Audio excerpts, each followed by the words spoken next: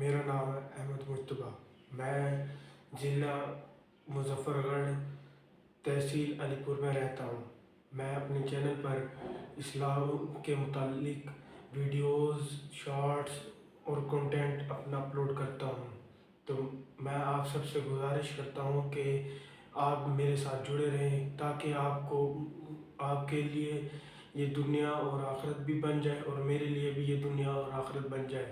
ہم سب اس دنیا میں اس دین کو پھیلانے کے لیے آئے ہیں۔ یہ آپ سب کی اور میری جو کامیابی ہے وہ اس دین میں رکھی ہے۔ یہ دین ہماری زندگی میں کیسے آئے گا؟ یہ دین اس دین کے لیے ہمیں چاہیے محنت کرنی ہوگی۔ اس دین کے لیے محنت کرنی ہوگی۔ بزرگوں نے چند صفات بتائی ہیں جن کے ذریعے ہم جن پر عمل کر کے ہم دین پر آسانی سے چل سکتے ہیں، دین کو آسانی سے سیکھ سکتے ہیں۔ پہلے نمبر پہ ہے پہلا کلمہ طیب، لا الہ الا اللہ محمد رسول اللہ، جس کی فضیلت یہ ہے کہ جو شخص صحیح اعراب کے ساتھ لا الہ الا اللہ محمد رسول اللہ پڑھتا ہے اسے 4000 نیکیاں عطا فرمائی جاتی ہیں۔ اگر اس کی فضیلت اتنی ہے کہ اگر ایک ترازو کے ایک پلڑے میں کلمہ رکھا جائے اور دوسرے پلڑے میں پوری کائنات رکھی جائے تو پھر بھی کلمے والا پلڑا جھک جائے گا۔ کلمہ کے معنی ہے لا الہ الا اللہ، کے معنی ہے اللہ کے سوا کوئی معبود نہیں، مطلب اللہ ہر چیز پر خالق ہے، قادر ہے، ہر چیز کو بنانے والا ہے، جو چاہے کر سکتا ہے۔ اسی طرح محمد رسول اللہ کے معنی ہے کہ حضرت محمد صلی اللہ علیہ وآلہ وسلم اس کے آخری نبی ہیں۔ اگر ہمیں کامیابی چاہیے تو اللہ کی اطاعت کرنی ہوگی۔ اللہ کہتا ہے کہ میرے نبی کی اطاعت کرو۔ نبی کی اطاعت میں جب شخص کلمہ پڑھ لیتا ہے تو اس سے پر نماز واجب ہو جاتی ہے، نماز اس کے لیے پڑھنا فرض ہو جاتی ہے۔ اب نماز اس کی بھی بہت فضیلت ہے، جیسا کہ نماز مومن کی معراج ہے، نماز برائی سے روکتی ہے، نماز بے حیائی کے کاموں سے روکتی ہے، نماز دل کا سکون ہے، نماز آپ صلی اللہ علیہ وسلم کی آنکھوں کی ٹھنڈک ہے، نماز معاشرے میں اچھے کام کا باعث بنتی ہے۔ نماز کے بہت ویسے فضیلت بھی ہے، فوائد بھی ہے، تو نماز ہر مسلمان پر فرض کی گئی ہے۔ تو اسے پڑھنے کے لیے ہم سب کو چاہیے ہوگا سب سے پہلے علم نہیں ہوگا تو ہمیں معلوم نہیں ہوگا کہ ہمیں اب کون سی نماز کا وقت ہوا ہے اور اس نماز کو کیسے پڑھنا ہے۔ تو جب ہم علم سے ہمیں معلوم ہوتا ہے کہ کون سی چیز اسلام میں حرام ہے، کون سی چیز اسلام میں حلال ہے، کون سی چیز ہمارے لیے جائز ہے اور کون سی چیز ہمارے لیے ناجائز ہے، کس طریقے سے ہمیں روزی کمانا جائز ہے اور کس طرح سے روزی کمانا حرام ہے، یہ سب چیزیں ہمیں علم بتاتا ہے۔ اسی طرح علم کی بھی بہت فضیلت ہے۔ علم کے ساتھ ہے پھر ذکر کی مثال جو ہے وہ زندہ کی طرح ہے۔ جو شخص ذکر و اذکار کرتا ہے وہ اس کی مثال زندہ کی طرح ہے، مطلب کہ اس کا دل زندہ کی طرح ہوتا ہے۔ جو شخص ذکر و اذکار نہیں کرتا اس کی مثال مردہ کی طرح ہے، جیسے کہ وہ بس ایک مردہ لاش ہو بس۔ اور اسی طرح ذکر بھی اذکار بھی بہت ہے، لیکن ہمارے بزرگوں نے ہمیں چند بتائے ہیں، جیسے کہ تسبیح فاطمہ جس میں ہے 33 بار سبحان اللہ، 33 بار الحمدللہ، 34 بار اللہ اکبر، یہ ہمیں ہر نماز کے بعد قائم کرنی چاہیے۔ اسی طرح آیت الکرسی بھی ایک ذکر ہے۔ اسی طرح فجر اور مغرب کی نماز کے بعد 7 مرتبہ ہمیں پڑھنا چاہیے اللہم اجرنی من النار، اور اور 100 مرتبہ سبحان اللہ والحمد للہ سبحان اللہ العظیم. کوئی کمی بیشی ہوگی ہو تو اللہ مجھے معاف کرے. ٹھیک اسی طرح اور بھی ایسے بہت ذکر و اذکار ہیں کہ ہم جو شخص صبح و شام تیسرا کلمہ اور درود شریف اور استغفار 100 مرتبہ پڑھتا ہے، اس سے تب تک موت کثرت سے پڑھتا ہے، اسے تب تک موت نہیں آئے گی جب تک وہ اللہ کا ولی نہ بن جائے. دیکھیں اللہ کی کتنی شان ہے ہمارے اوپر، کتنی بڑی ہمارے اوپر نعمت ہے، یہ کتنی بڑی چیزیں ہیں. اگر ہم ایک قرآن پاک کا ایک لفظ بھی پڑھتے ہیں الف، تو اس کے بدلے ہمیں 10 نیکی عطا کی جاتے ہیں. یہ آپ نے بھی ہم کیونکہ ہم حضرت محمد صلی اللہ علیہ وسلم کی امت ہے. اس سب سے افضل ذکر جو ہے وہ ہے لا الہ الا اللہ محمد لا الہ الا اللہ. یہ بس یہ اتنا ذکر جو شخص ویرت کے ساتھ کرتا ہے، یہ سب سے افضل ذکر کے اندر شمار ہوتا ہے. اس کے بعد ہے صحیح نیت 5ویں نمبر میں. چوتھے نمبر پہ آتا ہے اکرام مسلم. جو شخص اکرام مسلم کے معنی ہے کہ چھوٹوں پر شفقت کرنا، بڑوں کا ادب کرنا، والدین سے ادب و احترام سے پیش آنا، اساتذہ کا ادب و احترام کرنا، علماء کرام کا ادب کرنا، اس میں شامل ہے. ہم سب کو اکرام مسلم کے جو معنی ہیں اس پر عمل کرنا چاہیے. اسی طرح پھر اس کے بعد ہے 5ویں نمبر پر صحیح نیت. صحیح نیت کے معنی صحیح نیت سے مراد ہے کہ ہم جو بھی کام کریں اللہ کی رضا کے لیے ہی کریں، اس میں کوئی ریاکاری دکھلاوا موجود بالکل بھی نہ ہونا چاہیے. ہمیں اللہ کی رضا کے لیے کرنا چاہیے.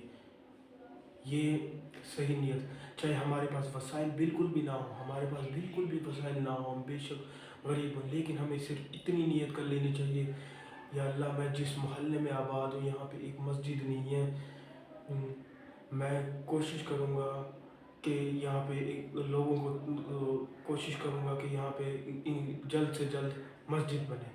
لوگ یہ بھی نیت کر لے تو یہ بھی اس کے لیے بہت وہ بنتا ہے کہ ایسے ہی اگر اس کے پاس وسائل نہ ہو تو وہ یہ بھی سوچ لے کہ میں جس شہر میں رہتا ہوں، میں نے اس شہر میں لوگوں کو دین کی طرف بلانا ہے، لوگ دین کی طرف آ جائیں. یہ مطلب کہ میں لوگوں کو دین کی طرف بلانے کا ایک ذریعہ بن جاؤں. ایسی نیت بھی رکھ لیں، ہم خلوص نیت بھی رکھ لیں، ہمیں بہت بڑا اجر ملتا ہے. اگر ہم کھجور بھی اگر صدقہ دیتے ہیں ایک کھجور تو اس کا ثواب ہمیں بہت بڑا پہاڑ کے برابر ملتا ہے. اگر ہم بہت زیادہ مطلب کہ سونا اگر دکھلاوے کے لیے نیت سے دیتے ہیں تو اس کا ثواب نہیں ملے گا، بلکہ وہ ہماری پکڑ کا باعث بنے گا. اس لیے ہمیں اس چیز سے بچنا چاہیے ہم سب کو.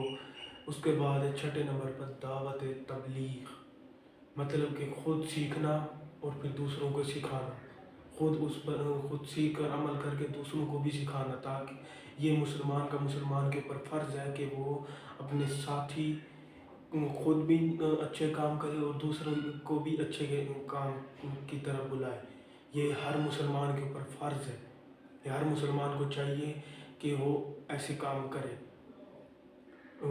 لوگوں کو خیر کی طرف دعوت دے اور برائی سے روک کے اچھے کام خود کرے اور دوسروں کو بھی اچھے کام کرنے کی توفیق دے.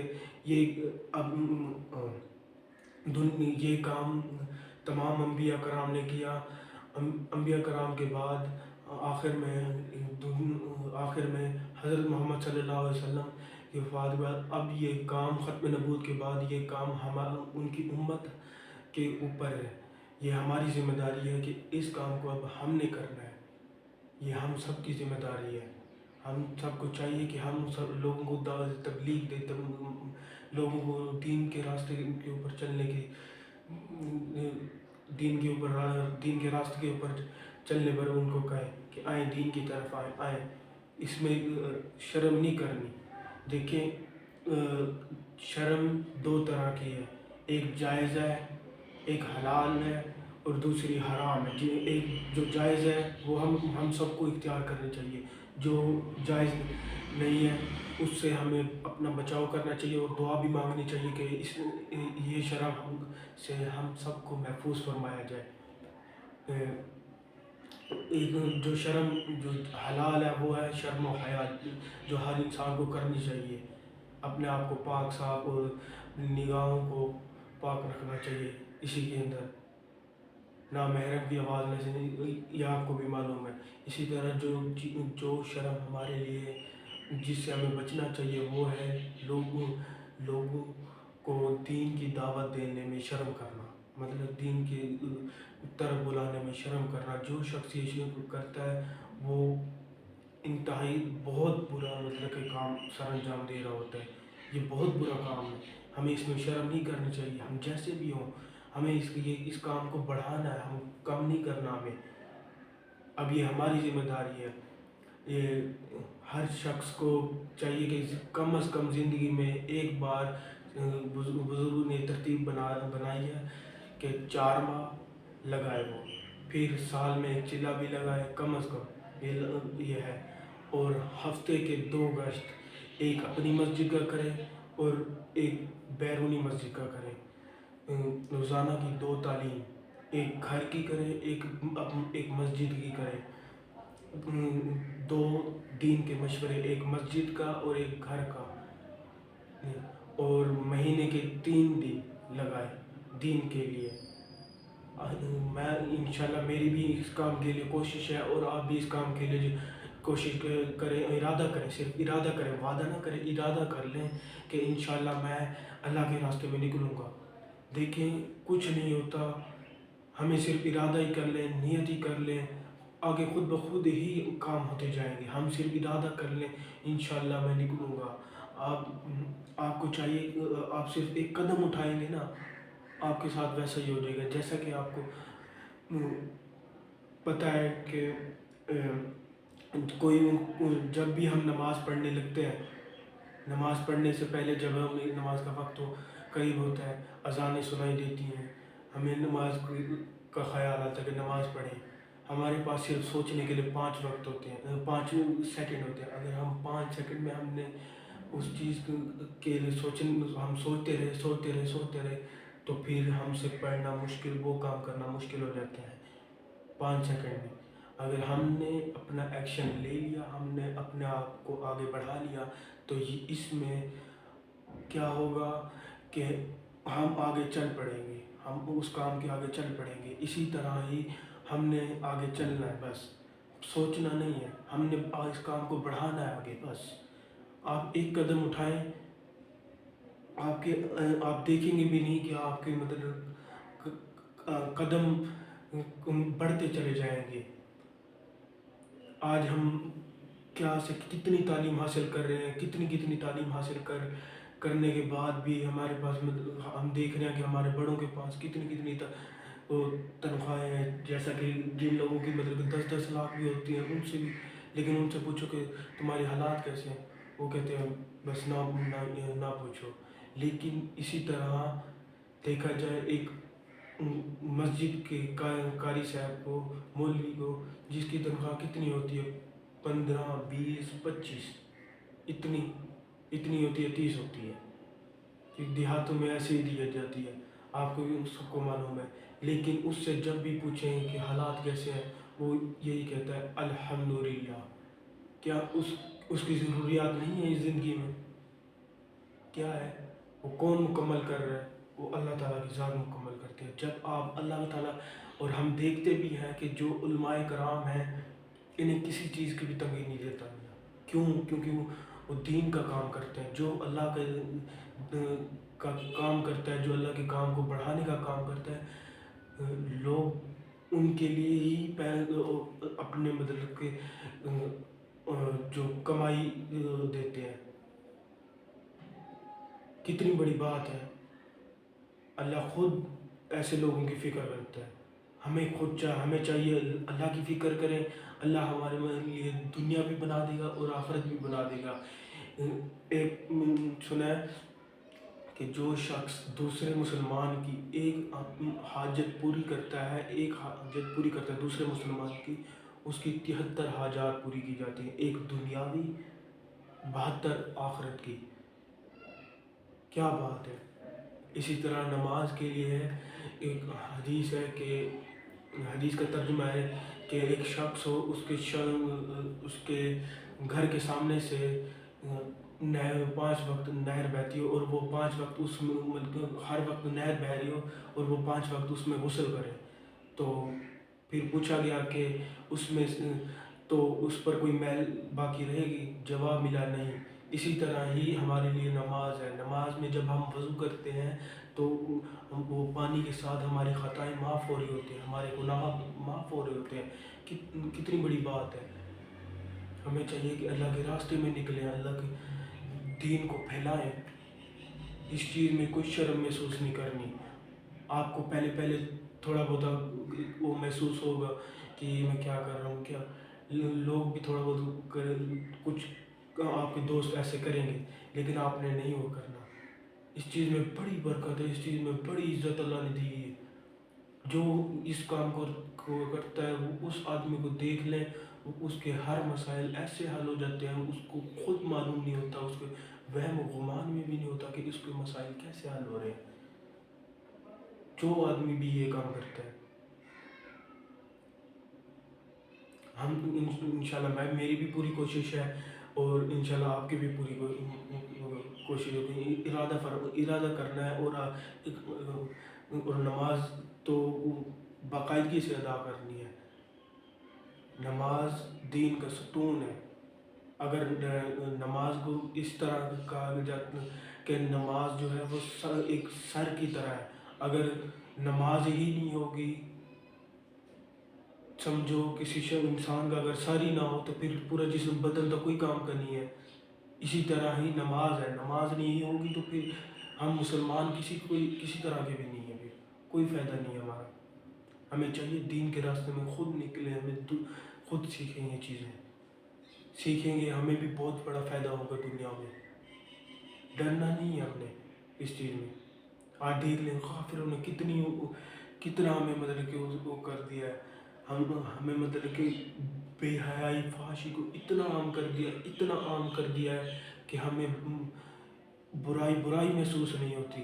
ایک میں بیان سن رہا تھا، اس میں بتایا جا رہا تھا کہ جو پہلی نسل ہوتی ہے جب وہ گناہ کرتی ہے، پہلی نسل میں جب کوئی فرد گناہ کرتا ہے تو اسے گناہ محسوس ہوتا ہے، اسے اندر کا ضمیر بھی اسے بتاتا ہے کہ تم نے گناہ کیا ہے۔ تو اگر اسی طرح اگر وہ پوری نسل ہی اسی طرح ہو جائے تو آنے والی نسل کے ساتھ کیا ہوتا ہے، وہ پھر بازار سے آگے پھیل جاتا ہے، وہ گناہ سمجھنا بھی کم کر دیتے ہیں، اور تیسری نسل جو ہوتی ہے وہ خود گناہ ہی نہیں سمجھتی، وہ اسے عام چیز بنا لیتی ہے۔ جیسے کہ آج ہم دیکھ لیں کہاں پہ پردے کا مکمل حکم دیا گیا تھا، لیکن پردہ کرتے کرتے ادھر کندھے پہ آیا، کندھے سے پہلے تو چہرے سے ہٹا، چہرے سے ہٹ کے کندھے سے پھر چھاتی پہ آیا، اب چھاتی سے لے کے ختم ہوتا جا رہا ہے۔ میں ایک اور بھی سنا، میں ایک تھیوری پڑھی تھی، اس میں بتا رہے تھے کہ جس گھر میں مال کم آتا ہے، مطلب کہ آمدنی کم آتی ہے، اس گھر کی عزت بھی محفوظ رہتی ہے، عورتیں بھی مکمل کپڑے پہنتی ہیں، اور جس گھر میں آمدنی زیادہ آنے لگ جاتی ہے، اس گھر میں عورتیں چھوٹے چھوٹے کپڑے پہننا شروع کر دیتی ہیں۔ دیکھیں نعوذ باللہ کتنی بات ہے۔ آج ایسا ہی ہو رہا ہے، آج ہمارے مطلب کہ جو ٹی وی ڈرامہ پہ ہمارے مطلب کہ جو ہے بہنیں، وہ آج یہی کر رہے ہیں۔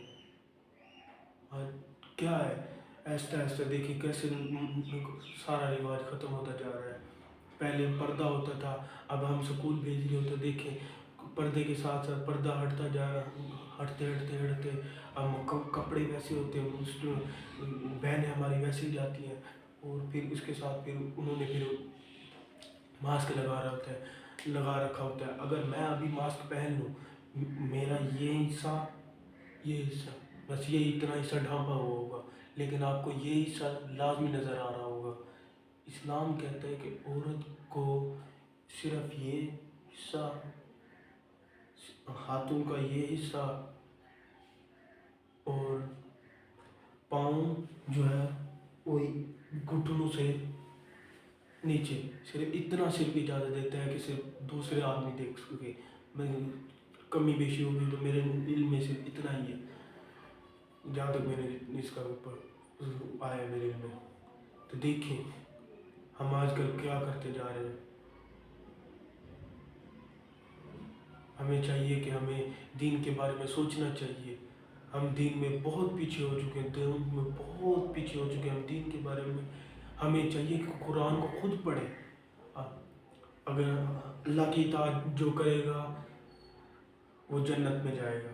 اب اللہ کی اطاعت کے لیے اللہ نے کہا ہے کہ میرے نبی کی اطاعت کرو، نبی کریم صلی اللہ علیہ وسلم کی اطاعت کرو۔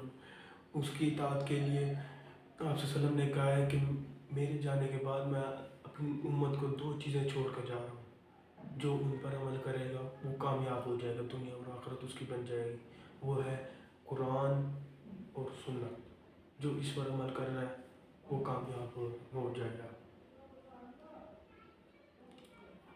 اگر ہمیں مطلب کہ آج کل فرقے بھی ویسے بھی بہت بن گئے ہیں، اس کے اوپر میں بات بھی نہیں کرنا چاہتا، ٹھیک ہے۔ ہمیں فرقہ سمجھنا چاہیے، سمجھنا ہی اپنے ذہن سے چھوڑ دیں۔ ہم نے بس ایک کلمہ پڑھا ہے، لا الہ الا اللہ محمد رسول اللہ، جو ہمیں آپ صلی اللہ علیہ وسلم نے بتایا، ہمیں بس وہ پڑھا ہے، اسی لیے ہم نے کلمہ پڑھ لیا، اب ہم ایک مسلمان ہیں۔ آپ نے وہ بھی مثال سنی ہوگی کہ اگر لکڑی ایک ہو تو اس کو توڑا جا سکتا ہے آسانی سے، اگر وہ کٹھا ہو لکڑیوں کا تو اسے توڑنا مشکل ہو جاتا ہے۔ آج ہمیں تقسیم کر دیا گیا ہے الگ الگ چیزوں میں، اسی وجہ سے ہم پریشان ہیں ایک دوسرے کے ساتھ۔ اسلام تو محبت پھیلانے والا مذہب ہے۔ تو ٹھیک ہے میرے بھائیوں، آپ بھی کوشش کریں اور میں بھی انشاءاللہ کوشش کروں گا۔